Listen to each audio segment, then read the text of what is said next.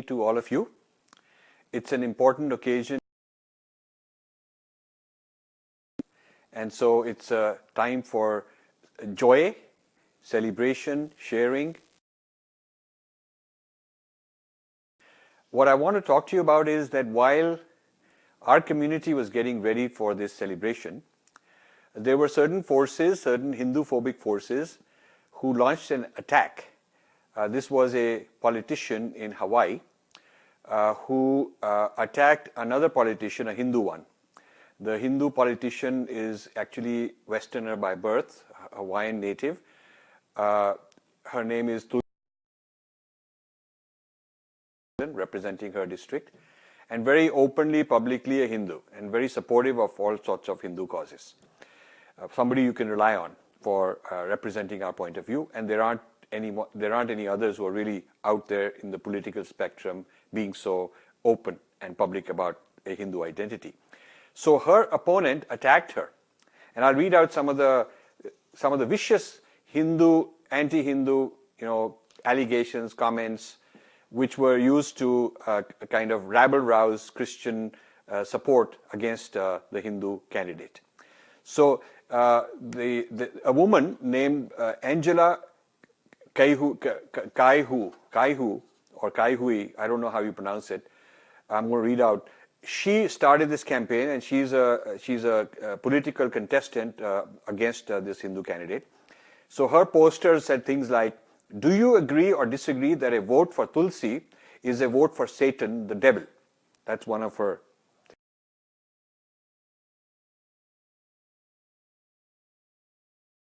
What do you want? So again, then she says there's artwork in her posters showing a devil with fire in hell, that this person has. And then there's another one which says, "In America, we are fighting a holy war." And it says, "Holy Bible versus Gita." Those are the words. "Christianity versus Hinduism." Those are her exact words. Then there's a very sort of a portrayal, an image of Sri Krishna with some kind of an implication that he's considered to be superior to God. Fear campaign, a Hindu-phobic campaign went on. Now, I don't want you to overgeneralize and say everybody's like that, because that's not the case. But my point is deeper. It's not about this particular instance. This instance reminds us, and it calls upon us to question, introspect some deeper historical things which I want to talk about. The GOP, the party that this person represents, the Christian who made the attack, we don't approve of it. So the matter ended. But for me, the matter should not end, because the criticism of this Christian making the Hindu-phobic attack was not respect for Krishna, but tolerance. Season, let's not say something which will cause us to lose votes or lose campaign contributions. Let us be politically correct. So it's more like let's not make a political mistake. It's not because we genuinely respect Krishna.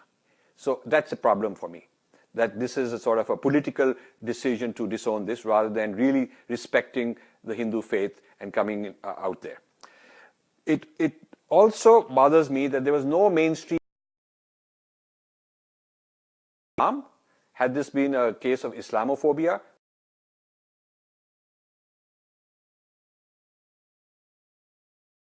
to be interviewed, and there would be CNN all over the place. All these TV people would be interviewing academic people and media people and people from various communities to denounce it.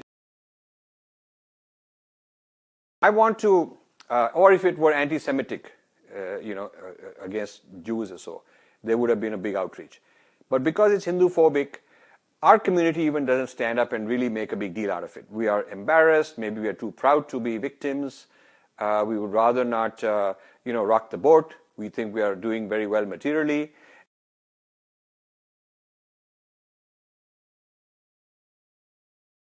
I want to talk about this is not this one instance. So please don't get into the details of this instance as though that's the only kind of instance that happens.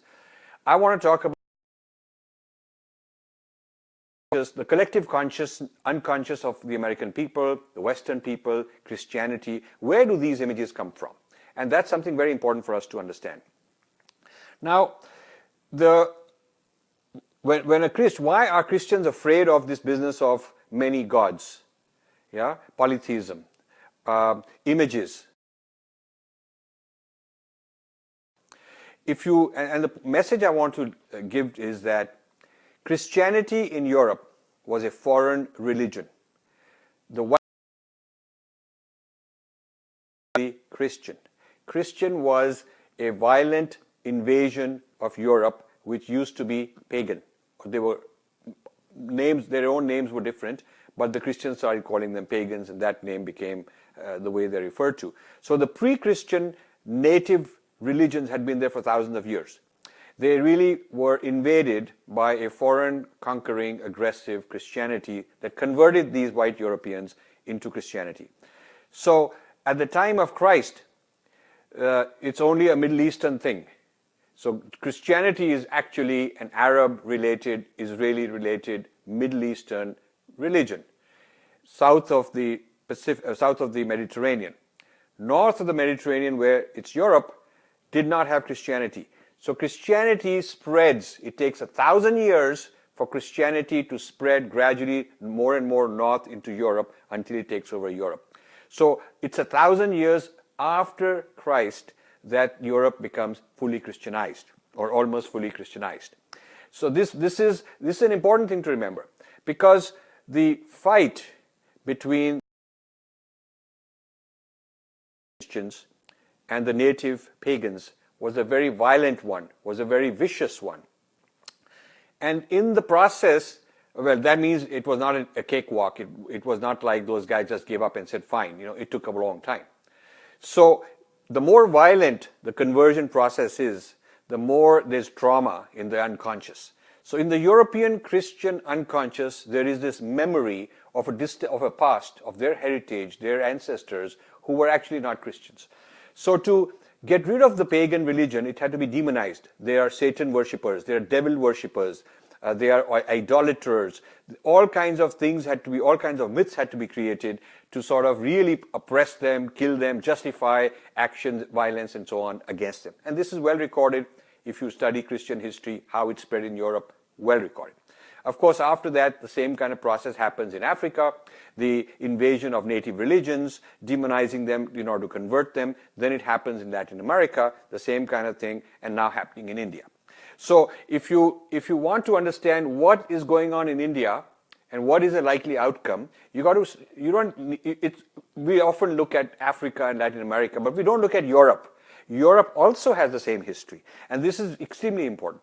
So in the European mind, people who are Christian, there is an unconscious memory buried of their past.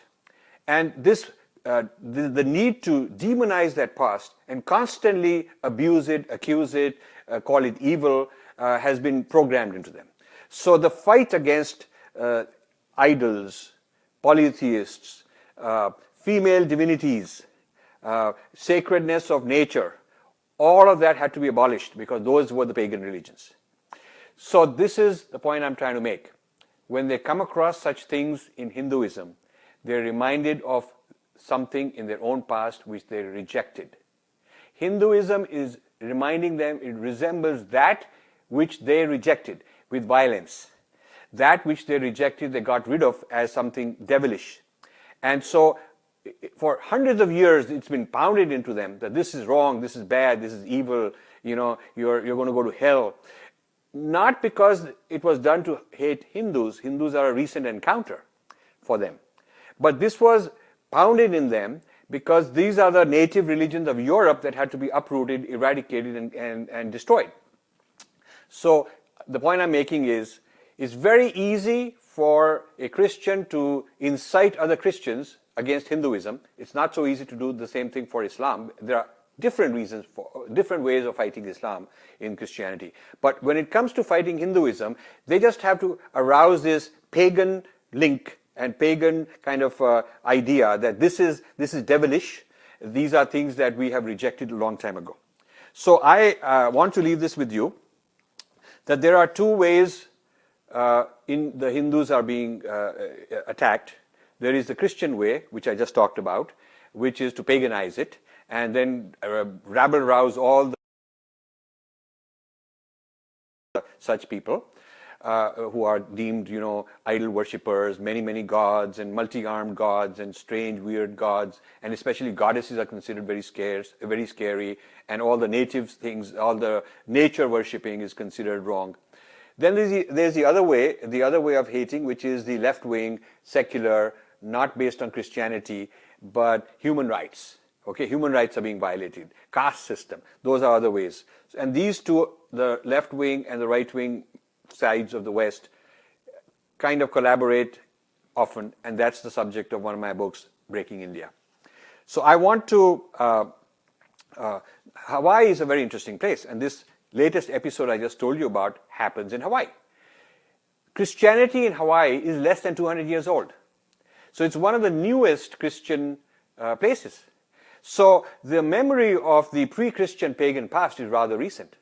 And the pre-Christian native religions of Hawaii are still fighting Christianity. It's not a done deal. They're not eradicated. I mean, people don't want to talk about it, but if you go there, you look up, you go to places where they're still practicing, hiding, afraid, but they're not giving up. So the fight against the pagans is very recent, very live, very active. They have live volcanoes also in Hawaii, fantastic ones.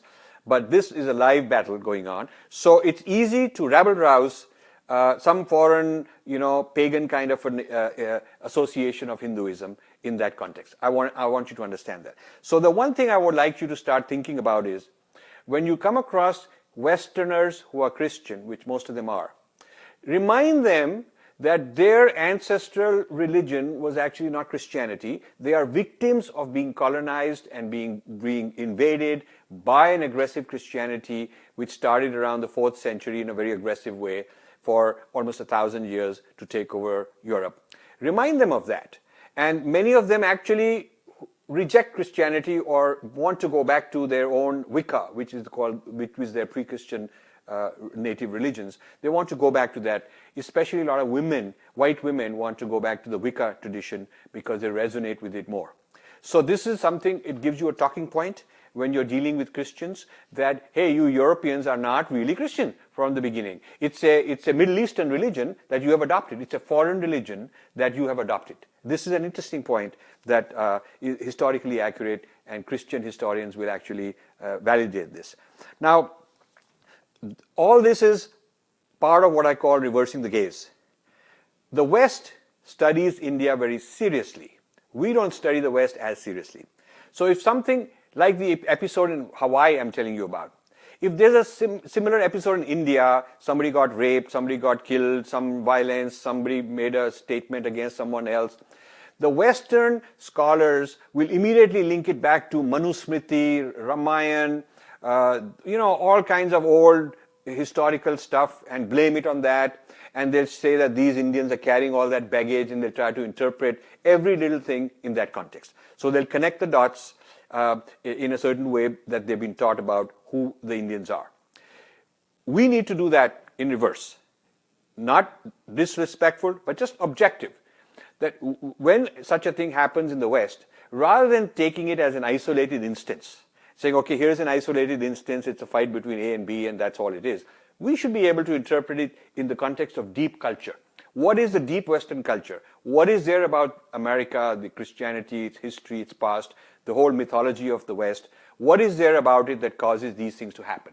We should be interpreting events in the United States and Europe, whether it is the rise of Donald Trump, whether it is the rise of these kind of episodes, whether it is the school textbooks that are biased against us. We should interpret these not as isolated things, but as a kind of a manifestation of something much deeper.